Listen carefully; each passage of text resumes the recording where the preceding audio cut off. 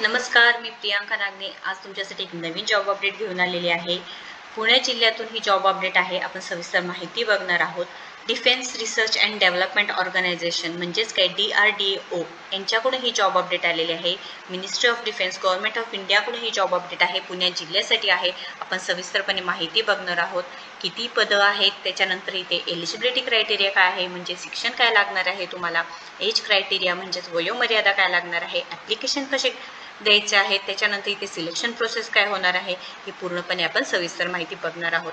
So कोणताही part miss करू नका व्हिडिओचं, जेणेकरून पूर्ण माहिती तुम्हाला भेटणार नाही. पूर्ण माहिती बघा आणि जर तुम्ही हे व्हिडिओ पहिल्यांदाच बघत असाल किंवा आपल्या चॅनलवरती पहिल्यांदाच असाल तर नक्कीच सबस्क्राईब करा, आपल्या व्हिडिओला शेअर करा, जेणेकरून ज्यांना जॉबची गरज आहे त्यांच्यापर्यंत ही माहिती भेटून जाईल. चला तर आपण सविस्तर माहिती बघून घेऊयात. आज आपण जे जॉब अपडेट बघणार आहोत DRDO म्हणजेच काही defence research and development organisations यांच्यातर्फे आहे. पुणे जिल्ह्यात सिलेक्शन होणार आहे. पुणे जिल्ह्यासाठी इथे जॉब अपडेट आहे. आपण पूर्णपणे माहिती बघणार आहोत, सविस्तर माहिती बघणार आहोत. सशस्त्र संशोधन आणि विकास संस्था अमारमेंट पोस्ट पुणे यांच्यासाठी ही जॉब अपडेट आहे.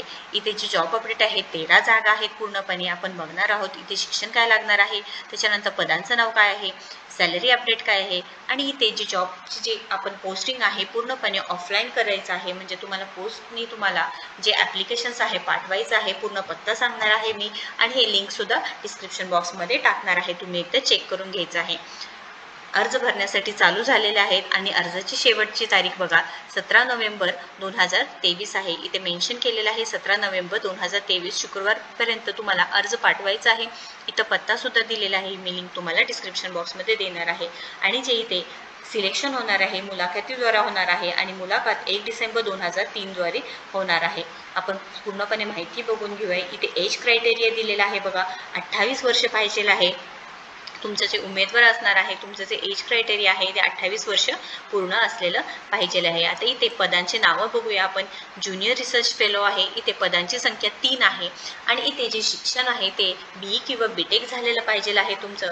इथे इलेक्ट्रॉनिक्स असू द्या किंवा इलेक्ट्रॉनिक सायन्स टेलिकम्युनिकेशन, त्याच्यानंतर इथे वेगवेगळे फील्ड दिलेले आहे, ब्रांचेस दिलेले आहे, त्याद्वारे तुम्ही इथे अप्लाय करू शकता. तुमचं जे इथे एलिजिबल असाल तर तुम्ही इथे नक्कीच अप्लाय करू शकता. इथे जे BE BTech आहे, इलेक्ट्रॉनिक्स अँड इलेक्ट्रिकल कम्युनिकेशन, त्याच्यानंतर इथे कम्प्युटर कम्युनिकेशन असू द्या, अप्लाइड इलेक्ट्रॉनिक्स असू द्या, असे विविध ब्रांचेसद्वारे तुम्ही इथे अपडेट करू शकता.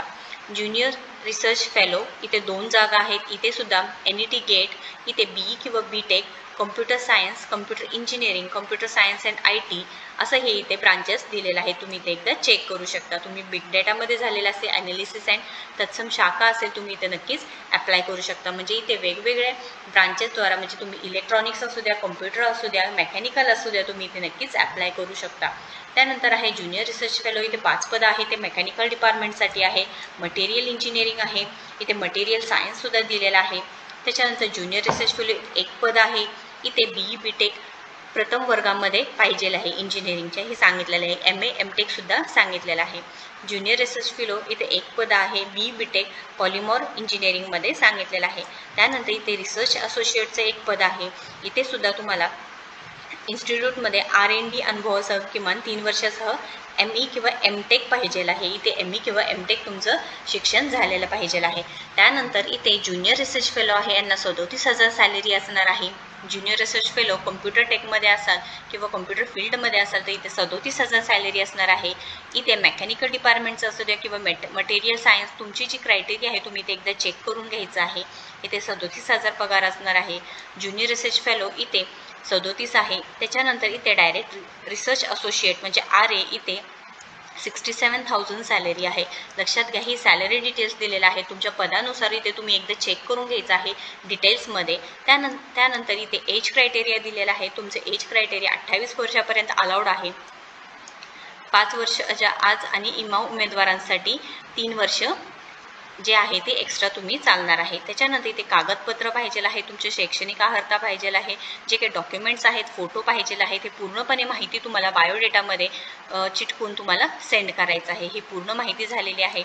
इथे पोस्ट असणार आहे, ही जी माहिती आहे पूर्ण तुम्हाला भरायची आहे। म्हणजे तुमचं नाव काय आहे, जाहिरात क्रमांक कोणती होती, त्याच्यानंतर तुमचं वडिलांचं नाव, आईचं नाव, पूर्ण पत्ता हे पूर्ण माहिती तुम्हाला भरून हे पोस्टद्वारा इथे जे ॲड्रेस दिलेला आहे तिथे तुम्हाला सेंड करायचं आहे।